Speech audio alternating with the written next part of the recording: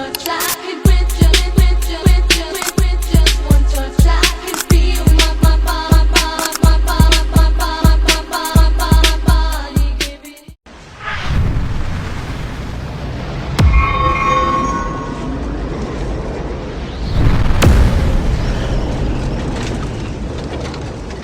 Di sini saya akan menjelaskan terlebih dahulu perkecambahan in vitro itu apa. Perkecambahan in vitro itu merupakan salah satu teknik kultur jaringan yang digunakan untuk menumbuhkan benih atau embrio dalam lingkungan steril atau terkontrol. Ini menggunakan media buatan yang kaya nutrisi untuk menunjang pertumbuhan dari benih tadi. Nah, tujuan dari perkecambahan in vitro ini yaitu untuk menghasilkan bibit yang seragam dan lebih banyak atau juga lebih cepat menghasilkannya.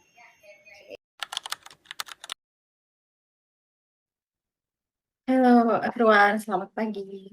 Perkenalkan, nama saya Yugil Tribakara, saya jurusan Biologi Angkatan 2023 dari Universitas Sriwijaya dengan ujung 68. Nah, di sini saya mereview satu jurnal penelitian tentang perkecambahan in vitro dengan judul Perkecambahan dan Pertumbuhan in vitro jeruk nipis atau Citrus aurantifolia.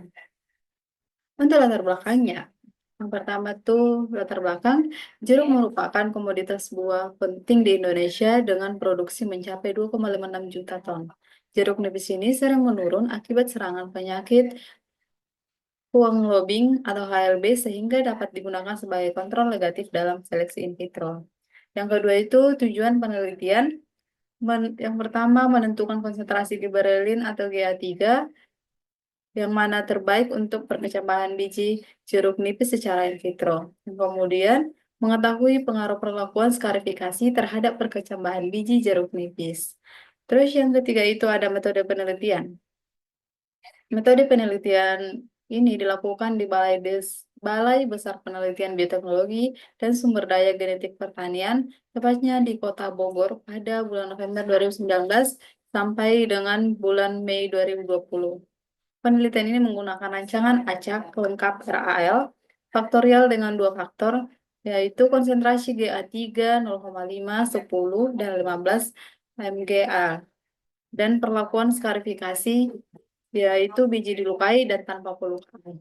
Media yang digunakan dalam penelitian itu yaitu media MS plus VMW plus 30 gram liter gula plus pitagal dengan pH 5,8. Parameter yang diukur itu yang pertama waktu berkecambah, tinggi kecambah, jumlah buku, jumlah daun, jumlah akar, jumlah kecambah per biji, dan jumlah kecambah normal. Nah, untuk hasil penelitiannya itu,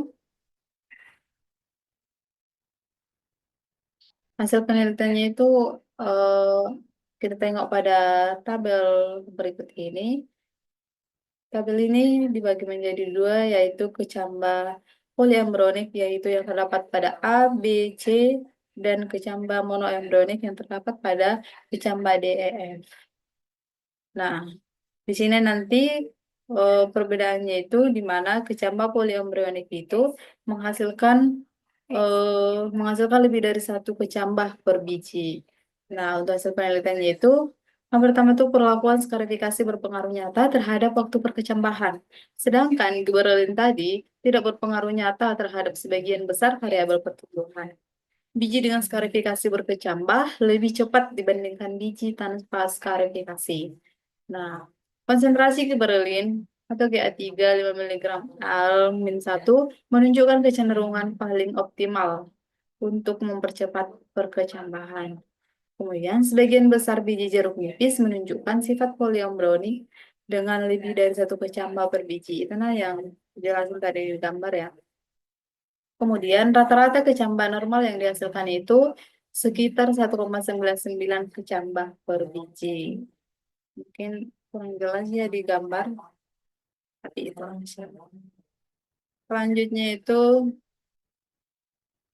untuk pembahasan. Skarifikasi meningkatkan permeabilitas kulit biji sehingga air dan gas lebih mudah masuk mempercepat imbibisi. GA3 berperan dalam merangsang perkecambahan. namun pengaruhnya pada penelitian ini tidak signifikan terhadap pertumbuhan kecambah. Polyambroni pada jeruk menyebabkan satu biji dapat menghasilkan lebih dari satu kecambah. Baik, yang terakhir tuh untuk kesimpulan.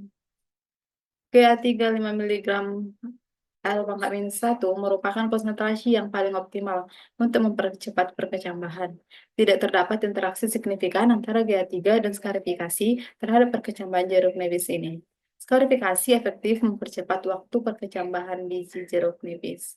Untuk daftar pustakanya itu dapat kita lihat di sini. Jurnal ini ditulis oleh Trisna KW, Purwito A, Husni A, dan Kusmiatin M pada tahun 2023. Jurnalnya ini yaitu Jurnal IPBJ Horn Indonesia yang bervolume 14.1, halaman 1 sampai 8. Baik teman-teman, demikianlah review jurnal yang saya buat dan inilah posternya. Semoga apa yang saya sampaikan tentang perkecambahan ini tadi dapat bermanfaat untuk teman-teman dan dapat untuk pembelajaran apabila teman-teman ingin belajar di bagian kultur jaringan, yaitu untuk memperbanyak tanaman dengan secara in vitro. Oke, mungkin itu yang dapat saya sampaikan. Saya ucapkan terima kasih kembali. Bye-bye.